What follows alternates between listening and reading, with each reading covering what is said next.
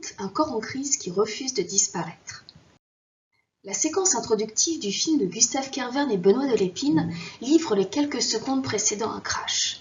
Il s'agit, nous le comprendrons plus tard, de l'accident de moto qui a coûté la vie au premier amour de Serge, notre personnage principal incarné par Gérard Depardieu. Devenu fantôme, cet amour d'antan, interprété par Isabelle Adjani, apparaît dans les moments décisifs de la vie de Serge afin de l'inciter à agir, à réagir. Plus qu'un souvenir issu du passé, cette entité s'offre comme l'alter ego de notre protagoniste et l'accompagne jusque dans son vieillissement. La présence d'un fantôme dès la séquence introductive du film a éveillé mon attention et m'a amené à me demander s'il s'agit du seul personnage à appartenir au monde de l'entre-deux. C'est ainsi que j'en suis venue à émettre l'hypothèse que Serge serait peut-être un mort-vivant.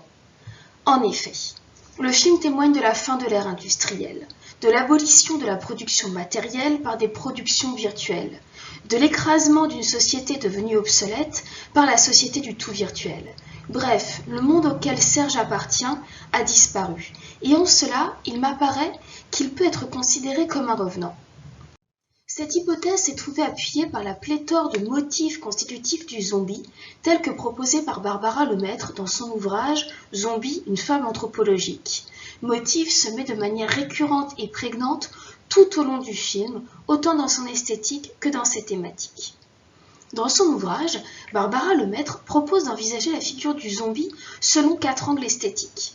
Les planches anatomiques de Vézal, le corps sans organes d'Émile Plateau de Deleuze et Guattari, l'automate et l'homme-machine de la Métrie, et en dernier lieu les peintures de vanité. Nous ne postulons pas que Mammouth est un film de zombies. Toutefois, la présence des motifs susmentionnés, ou de leurs variantes, attire l'attention sur le fait que l'esthétique du film raccorde avec la situation diégétique. Dans une société en pleine dématérialisation, ceux qui n'ont pas pris le tournant post-industriel font figure d'anachronisme et apparaissent comme des morts vivants, vestiges d'un autre temps, d'autres pratiques. Nous passerons rapidement sur le motif de l'écorché pour laisser ce motif nous conduire vers d'autres qui semblent corrélés à la crise qui sert de cadre au film. Nous dirons juste que Serge travaille dans les abattoirs. Il côtoie au quotidien des quarts de viande. Par leur agencement visible d'os, de muscles, de nerfs, ces corps à nu que sont les pièces de boucherie trouveront leur écho, plus loin dans le film, avec le mécanisme de la moto, ainsi qu'avec le géant en peluche fabriqué par Solange, la nièce de Serge, à l'effigie de son oncle. Ces motifs, nous allons le voir, constituent 2 modalités de résistance du corps face à la crise qu'il traverse. Commençons par l'homme-machine. Dans une conception marxiste, l'homme se trouve réduit à l'état de machine par son travail à l'usine et ses gestes mécaniques. Or, le nœud du film se situe dans le passage brutal de la société industrielle à la société post-industrielle. Si dans la première, le travail aliène, dans la seconde, c'est l'absence de travail qui affecte l'intégrité de l'individu. En effet, Serge semble s'épanouir dans le travail et s'étioler dans le désœuvrement. S'il apparaît robuste, méthodique et précis dans les mouvements inhérents à son métier d'équarrisseur, sa carrure massive lui permet de charrier des quartiers de viande sur son dos, sa force se fait précision dès qu'il s'agit de découper des bêtes. Une fois sa journée de travail terminée, Serge s'assoit, inerte, lourd, inutile et comme encombré par son imposante carcasse. On trouve dans l'ouvrage Rebel on the Road, dédié aux motards au cinéma, une citation qui relie l'allure marginale de Serge à son impossible insertion dans une société face à laquelle il semble anachronique. L'auteur, Alberto Morsiani, écrit « Serge n'est pas appelé Mammouth à cause de sa moto, mais parce qu'il est lui-même une créature hirsute, lourde, encombrante, qui semble obsolescente, au bord de l'extinction, à l'intérieur d'un système désormais rationalisé, corporatisé, globalisé, avec lequel il est pourtant obligé de négocier. » Le film nous fait effectivement passer du monde du travail concret au monde du travail virtuel. Si la société post-industrielle se passe de corps pour produire, l'homme, machine de production, deviendra un homme-machine d'un autre genre. Dans le cas de Serge, cette mutation aboutira à la figure du centaure, une créature mi-homme, mi-moto, lancée sur la route dans un mouvement perpétuel. Précisons que Serge est à la fois homme et machine, et non un homme qui aurait été absorbé par la machine ou qui aurait absorbé la machine. la figure composite du centaure appliquée au personnage de Serge a à voir avec la réalisation de soi. L'accomplissement personnel diégétique apparaît inhérent, sur le plan visuel, à la figure du centaure. Serge existe sur et par sa moto. Intéressons-nous désormais au corps désorganisé. Serge était un corps travailleur. Privé de son travail, son corps n'a plus raison de fonctionner. Aussi, dès qu'il se trouve désœuvré, son corps dysfonctionne. Sa femme déplore « premier jour de retraite et c'est l'anarchie ». Cette réplique raccorde sur une autre réplique de l'épouse « Serge, ta prostate est en vrac ». L'anarchie se joue autant au niveau comportemental que corporel. Plus tard, Serge retrouvera son cousin qu'il n'a pas vu probablement depuis l'adolescence. Les deux sexagénaires voudront reprendre leur jeu de jeunesse qui consiste à se masturber mutuellement. Mais leurs efforts n'aboutissent à aucune jouissance. Leurs corps sont vieux, rouillés, leur fonctionnement a été interrompu, court-circuité. Cependant, Serge apparaît comme un corps bien plus que comme un cerveau. Au tout début du film, dans le bureau du conseiller Pôle emploi, Serge regrette « Dommage que ma femme soit pas là pour comprendre ».